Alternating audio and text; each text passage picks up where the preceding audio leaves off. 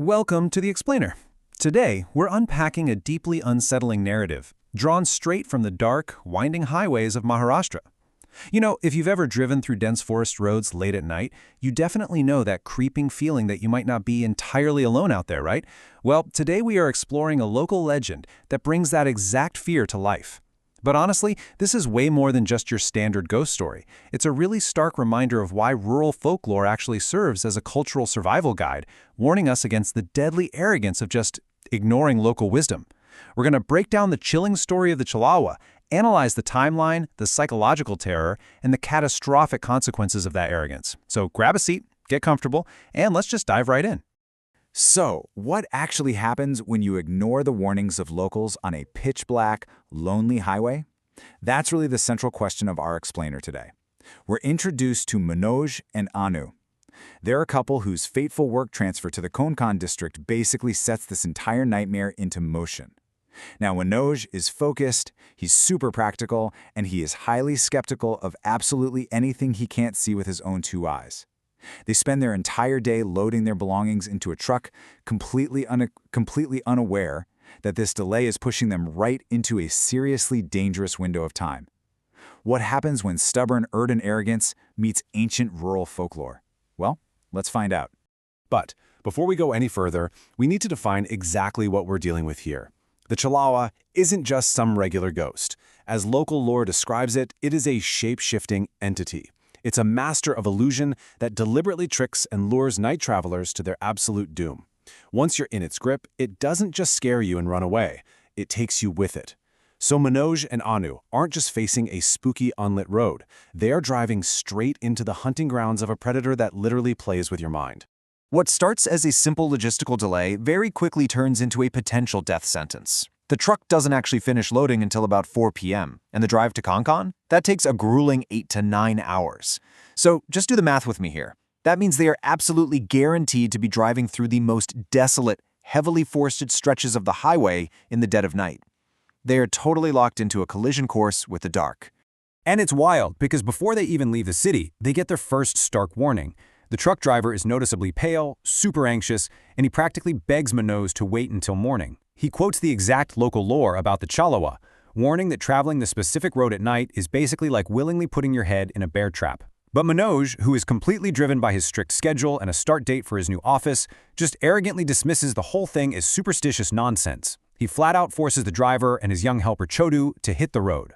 Part 1. The Empty Night Gaba. So, by the time 10 p.m. rolls around, the tension in the cab of that truck is just palpable. They've hit the jungle roads, and the driver and little Chotu are visibly terrified. Trying to break the tension, they decide to stop for food at a roadside dhaba, but the unsettling signs just start piling up immediately. Red flag number 1, there are absolutely no other customers there, at a time when highway stops are usually bustling.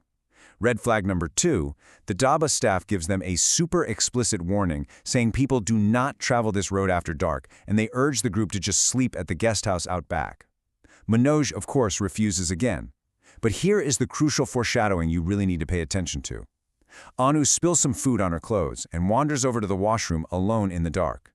While there, she hears phantom footsteps and gets totally spooked by a cat.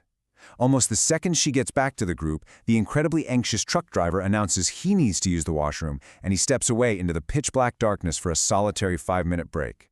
Keep that detail in the back of your mind, because it literally changes everything. Part 2. The illusions begin. They climb back into the truck, leaving the relative safety of the dhaba behind. As they penetrate deeper into the jungle, the whole environment just shifts.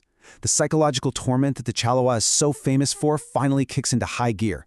The entity is actively hunting them now. Anu suddenly screams. She sees a man completely covered in blood standing right on the road. But before they can even hit the brakes to help, he just vanishes. Instantly.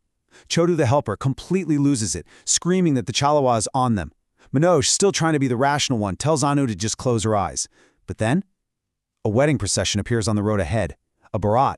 But it's dead silent. There's no music, no drums, just a massive crowd of people walking in eerie, complete silence. Terrified, Chodu begs the driver to throw the truck in reverse, but when they look in the rearview mirrors, that exact same silent procession is directly behind them. There's no way out. They are totally surrounded. In sheer, absolute panic, the driver floors the accelerator, speeding blindly forward to just break through the crowd and escape. For a second, it seems like it worked. They lose the silent procession.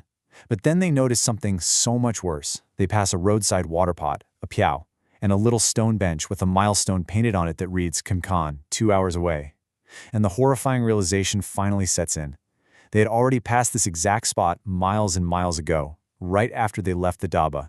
The chhalawa has trapped them in a spatial loop. It's warping reality, so they're just driving in circles, completely locked inside its illusion. Part 3. Trapped in the house. The ultimate nightmare scenario unfolds next.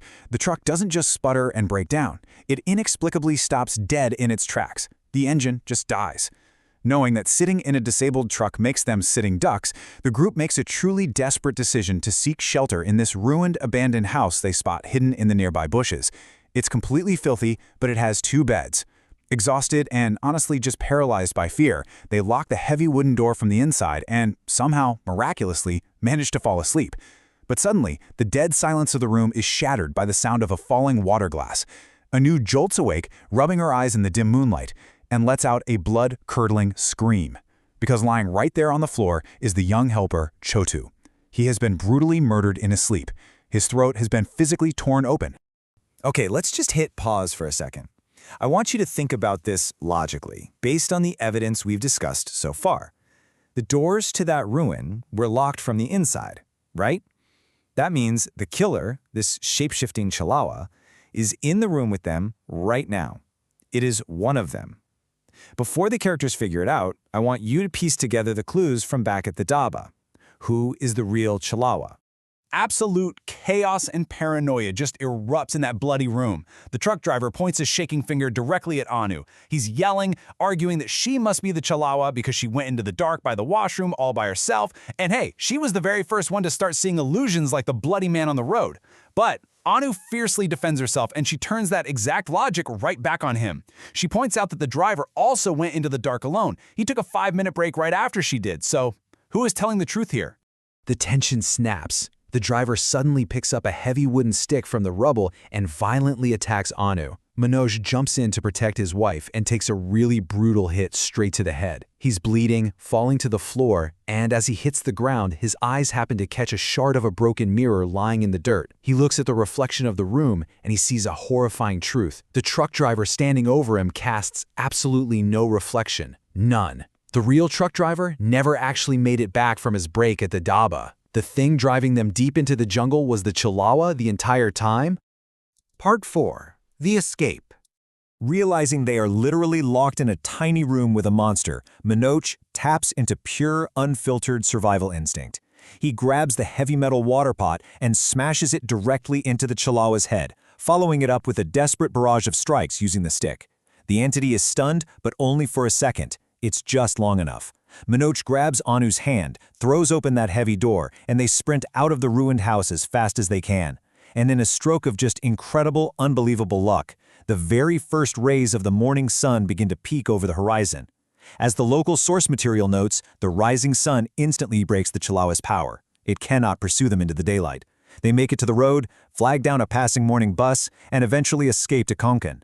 But you know, the true tragedy of this explainer is the ultimate cost of arrogance. The real driver and that young helper, Chotu, lost their lives purely because Manoj refused to listen to local warnings. The lore of the chhalawa isn't just a spooky bedtime story. It's a very real, blood-soaked survival guide for those roads. So the next time you find yourself driving on a dark, desolate highway and a local tells you to just stay put until morning, you really might want to listen. Because just around the next bend, in the pitch black, what if the chhalawa is waiting for you? Thanks so much for joining me on this deep dive, and please stay safe out there.